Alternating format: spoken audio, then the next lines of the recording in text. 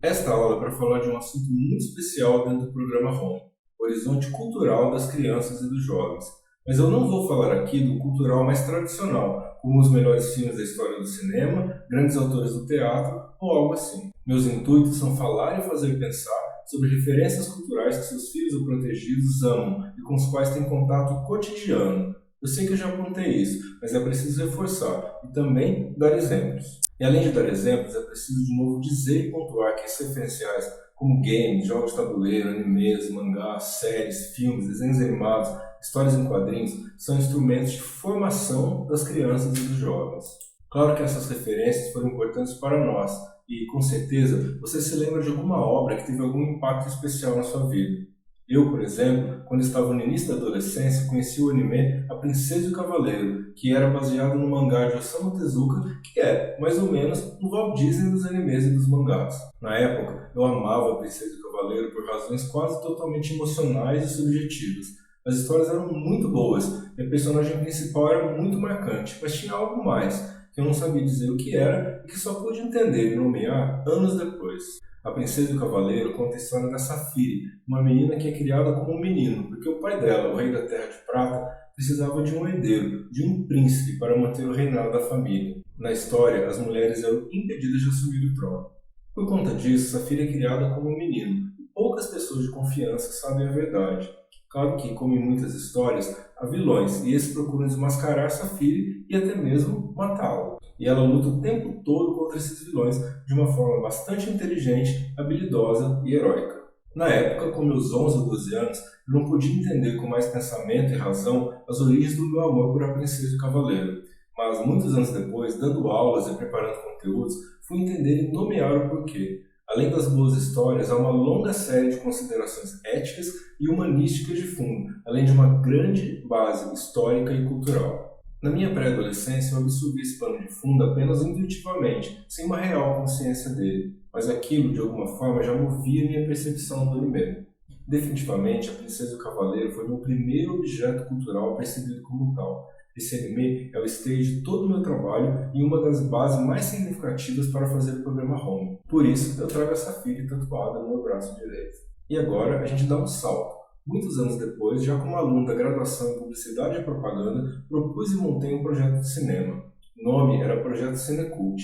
Eu e duas colegas selecionávamos filmes e os passávamos no Cine Teatro da Universidade de Mogi das Cruzes. Escolhíamos tanto os clássicos, como os filmes de Hitchcock, como filmes mais modernos e menos conhecidos, como os fantásticos Gattaca e Corra Lula Corra, e os exibíamos em sessões gratuitas para a comunidade e para escolas, com uma abertura explicativa e posterior debate. Se vocês perceberem bem, nessa coexistência de filmes clássicos e modernos tem uma coisa muito legal, que é uma operação de acionar o cânone consagrado e de buscar um cânone novo. Quando mostrávamos tanto o Gabinete do Dr. Caligari quanto o Ladrão de Sonhos, estávamos criando relações, valorizando ainda mais obras já consagradas e gerando valor para as obras menos conhecidas. Tão importante quanto isso, estávamos pensando e ajudando a pensar com o apoio de todas essas obras e de todas essas relações culturais. E aqui chegamos a um dos pontos mais fundamentais do programa Home, a valorização de um novo cânone que traz em si muito valor e que, além disso, tem infinitas conexões com os cânones tradicionais. Essa aula fala sobre o horizonte cultural das crianças e dos jovens, porque justamente trata de apresentar e de argumentar a favor das linguagens e dos objetos de linguagem que tanto gostam, mostrando quanto esses referenciais são profundos e capazes de fornecer uma formação cultural sólida e diferenciada, que você, como pai, mãe ou responsável, pode apoiar e usar e também aproveitar como laço afetivo. Vocês já sabem que estamos falando principalmente de games, jogos de tabuleiro, animes, mangás, filmes, séries, desenhos animados, histórias em quadrinhos. Vou dar exemplos e mostrar pontos com algumas obras clássicas e conteúdos do currículo escolar, para que notem quanto esses referenciais podem ser relevantes em termos de formação, educação e horizonte cultural. Mas, antes disso, eu gostaria de falar sobre um ponto que é bem importante para este vídeo e para a formação de uma visão correta a partir dele. O fato de que, de uma forma ou de outra, com maior ou menor intensidade, eu e você também tínhamos nossos referenciais lúdicos, as nossas narrativas de afeição que eram importantes para nós. Nós tínhamos, sem sombra de dúvida, mas não da mesma forma que as crianças e os jovens de hoje têm. Eu citaria três grandes diferenças. A quantidade e o acesso. 2, o caráter hipermediático desses acessos. E 3, as características emocionais e subjetivas das novas gerações. Diferença 1, a quantidade e o acesso. É fácil perceber e ninguém discorda de que hoje há muito mais referenciais lúdicos disponíveis. É só pensar, por exemplo, na quantidade de portais de streaming, como Netflix, Crunchyroll e Amazon Prime. E, claro, na quantidade de obras disponíveis que se encontra neles, com ampla facilidade de acesso, tanto em dispositivos fixos quanto móveis. Diferença 2. O caráter hipermediático desses acessos. As crianças e os jovens acessam esses conteúdos por diversos meios, em computadores, TVs, smartphones, notebooks, tablets e ainda usando diversas plataformas. Na cabeça deles, literal e simbolicamente, todos esses portais e universos estão em interação, em uma rede de relações simbólicas que cria uma multiplicidade de pontos de conexão. Essa multiplicidade de pontos de conexão é a essência da hipermídia, a forma de funcionamento da internet e da web. Mas não é só isso. Essa multiplicidade também é a forma de funcionamento da cultura e do cérebro. Perceberam a importância disso? Hoje, o acesso às plataformas e aos referenciais lúdicos pelas novas gerações tem o caráter de uma metacognição, ou seja, de um pensar sobre as relações, sobre as linguagens e sobre o próprio pensamento, numa rede de conexões culturais e de inteligência. Isso é muito importante, por isso teremos uma aula exclusivamente dedicada a esse tópico. Diferença 3. As características emocionais e subjetivas das novas gerações. Dentro dessas relações todas que foram apresentadas até aqui, principalmente nos pontos 1 e 2, é facilmente percebível por qualquer pai ou responsável que as crianças e os jovens de hoje são mais emocionais, mais intuitivos e mais subjetivos. Essa emocionalidade e essa subjetividade todas se formam e se apoiam muito nos nossos tão falados referenciais lúdicos. Por isso, é tão importante que você os conheça para saber com quais tipos de objetos culturais seus filhos ou protegidos lidam e para poder dialogar com eles a respeito. Claro que eu sei que é muita coisa, muitos referenciais para conhecer e que isso demanda muitas horas de pesquisa e de dedicação. Mas é justamente por isso que o programa Home existe, para te entregar todo o caminho e listas e mais listas selecionadas de referências para conhecer e entender esses referenciais lúdicos amados pelas novas gerações. Então, vamos lá. Primeira dica de ouro: escute o que as crianças e os jovens falam e esteja aberto ou aberta aos referenciais que trazem. Ouvir com atenção me permitiu, em 2019, numa escola, ouvir de orelhada que os alunos estavam escutando muito uma música que falava sobre suicídio. Como o tema era muito pesado, acabei reunindo os meninos e as meninas e conversando sobre, para felizmente descobrir que eles admiravam a canção por conta da superação pessoal e da história do artista que a letra expressava. Dica de ouro 2, e essa é muito importante. Peça aos seus filhos, filhas ou protegidos que te indiquem coisas, seja um anime, um game, um desenho animado, um livro. Assista às obras com eles. Dialogue sobre as leituras. Não caia na síndrome de Peter.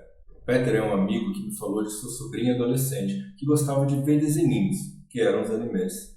Diz que não conseguia se comunicar com ela, se aproximar dela, porque a menina ficava isolada e que ninguém entendia porque ela gostava tanto daqueles desenhinhos. Eu perguntei a ele: vocês já perguntaram a ela?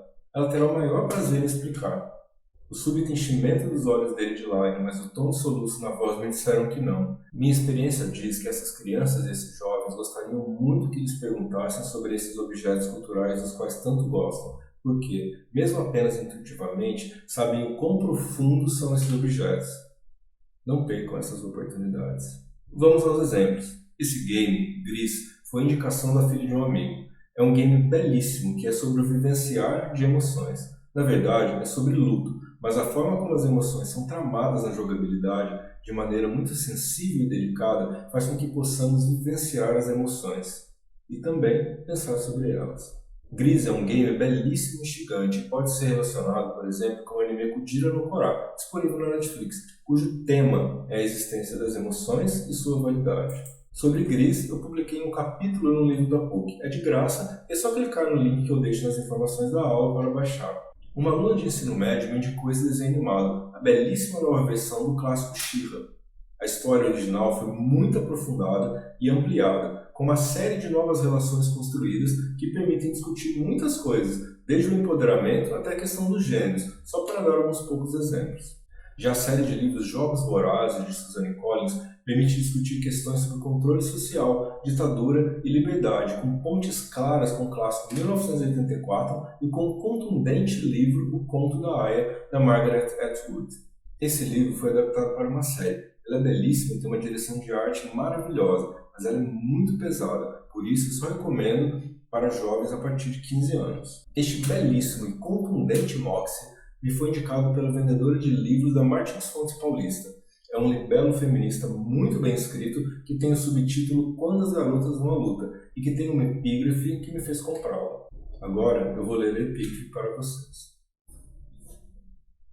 Para todas as adolescentes que lutam pela causa, e para o meu professor de Conhecimentos Gerais do Ensino Médio por ter me chamado de feminazi na frente de toda a sala. Você me ofendeu, mas também despertou meu interesse pelo feminismo. Então, na verdade, foi você quem virou piada.